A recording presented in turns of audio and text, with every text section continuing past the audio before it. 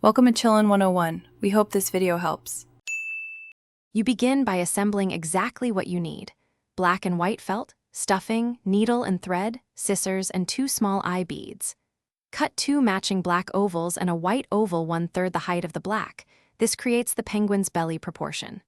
Once done, pin the white belly centered on one black oval so it won't shift.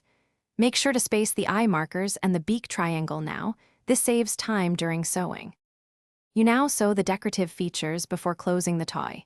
Use small running stitches to attach the white belly to the front black oval. This keeps the edge neat. Once the belly is in place, attach eyes and the beak with a few reinforcing backstitches so they resist pulling. After features are secured, align the 2 black ovals, right sides together. Leave a 2-inch gap at the bottom for turning and stuffing. Make sure seams are even to avoid lopsided shape. You turn the penguin right side out through the opening, then add small clumps of stuffing to create smooth curves. Distribute fill at the head and belly so it stands upright. Once satisfied, close the gap using a ladder stitch to make the seam invisible. Pull thread snug but not tight to avoid dimples. Finally, trim threads and check eyes and beak. If features shift, open a short section, reposition, and re-sew.